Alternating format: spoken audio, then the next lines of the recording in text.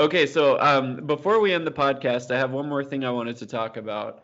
Tesla's Model 3 is finally freaking $35,000.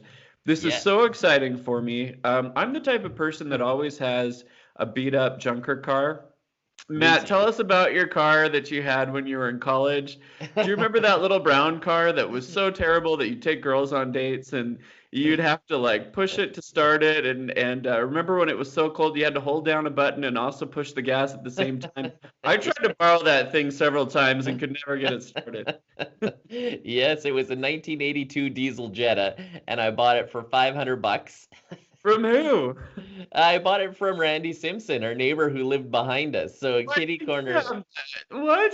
Yeah, he used it because he commuted often. I think he worked for New Skin at the time, which was like a multi-level marketing health vitamin thing out of Utah. So he Okay. bought this car that could go super cheap to Utah. And then when he was tired of it, he's like, "Hey Matt, you want to buy this car for 500 bucks?" And I was like, "Yes." All I remember is when it finally died, Dad tied it to the back of our minivan, and I remember he said, "Okay, you need to drive it behind me, even though it won't didn't have any power." So he was basically towing Yeah. it. And Joe blew it up. It was there's this Joe. So I was working on the road and Joe wanted to borrow my car and then the head gasket blew. Not the head gasket because oh, it's a diesel, the head of the diesel engine blew. sure, sure. And it was my fault because I knew the timing chain needed to be fixed. Our mechanic told me that, and it's totally my fault. But I was on the road, and when I came back from working on the road, Joe's like, "So blew up your car, and we donated it. Here's the $50 tax break you Yeah, get for car for donating it." gas. Yeah. Yeah. Okay, so picture this. Your car had blown up. I don't know if you were still on the road, but Dad wanted to get rid of it and take it to the junkyard. So, in order to do that, he had me go in the driver's seat in the car as he towed it down Baseline Road with this tiny string attached to the minivan. I'm String. driving, and thankfully the brakes work, but all of a Yeah. sudden, the steering wheel locks. And No. wait.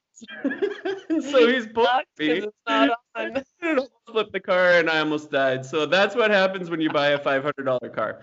Now, speaking of cheap cars, this Tesla is now $35,000,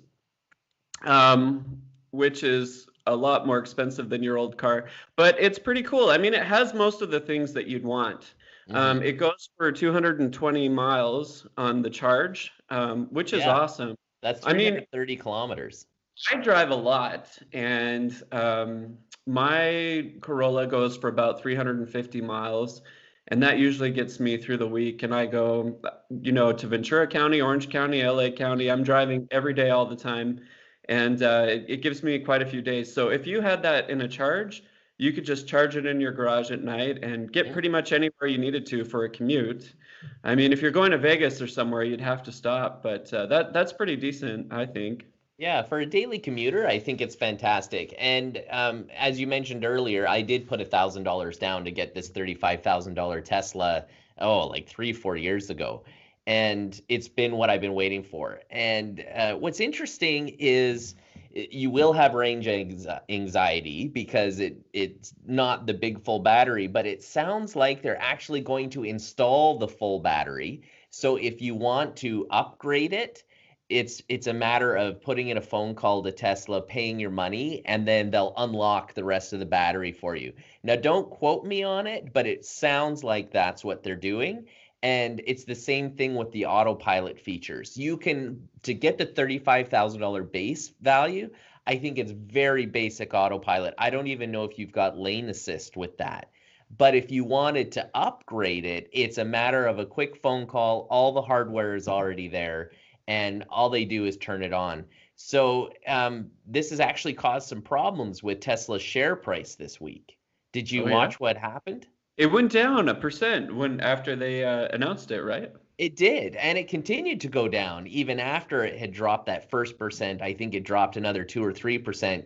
And the reason is because they're using all of these premium components so that the Model 3 goes through the factory basically the same There are going to be a few more things on the nicer models, but they want to keep it as uniform as possible. And then you just order the upgrades later on. And in one way, that's genius because now you don't have to set up multiple lines in the factory. And so that will save on tooling and getting the cars manufactured. And And it's it's nice to know that if you, run into some money later with a tax refund or whatever, you could, yeah, you okay, now upgrade. I'm gonna buy the extra battery or whatever. Right. So the sale isn't final. And I think that's also genius, right? Somebody gets into their car, they have a little bit of range anxiety, a quick phone call, 10 grand later, you've got a better battery, right? So, Well, it looks to me like it's actually $2,000 for the extra battery pack, and oh, it looks like it only gives you 20 extra miles. If one of our users knows differently, just let us know in the comments here. But that might be nice to know that you have another 20 miles, and I think it improves your acceleration speed too, which is yes. pretty cool. And they're constantly sending out updates. In fact, the last update I read about was for all of Tesla's cars. So that's the S and the X and it did give them, I believe it was an extra 5 to 10% range on all the batteries that are already out there. Or actually, I think it was anything manufactured from 2016 forward. So that was just a free over the air. By the way, everybody's got another 10%. Just Sweet. because they figured out how to tweak and Get more adjust. efficient. Yeah. That's awesome. Before we end, I just want to tell you the coolest part about this new thing. You buy all of the Teslas now online, which is a lot simpler than going into a dealership, I think. Sad though for the dealership people that had jobs there. That's all part of automation and part of the frustrating thing about technology. But they will actually allow you to test drive the Mm. car, so you can quite literally buy a Tesla, drive it for several hundred miles with your friends on a weekend trip to Vegas, and then return it for free. And that's on Really? Tesla's website. Yeah. Oh, that's great to know because I have liked the idea that I can go down to Calgary where they actually have a showroom and I can test drive a vehicle, and now it's going to disappear. Another thing that people were concerned about is getting their vehicles serviced. So even though Tesla doesn't need to be, these cars don't need to be serviced as much because they have far less components. No oil or anything, right? Right, but they'll still have like steering fluids Sure. and brakes that need to be checked. So there's still going to be some servicing. And in that case, apparently Tesla's stepping up where they are going to give you not just same day servicing, but like they're going to try to get within the hour. So if you're in a major metropolis and you're like, hey, my brakes are freezing up on me, they're going to send out a technician right there and should be able to get to you within the hour. So that those are the types of things they're doing to try to ease people's concerns about the fact that they don't have a dealership that they can take the car to. Hey, that's cool. Well, if you ask me, I'm going to stick with my Corolla for now until I have $35,000 to blow. My Corolla.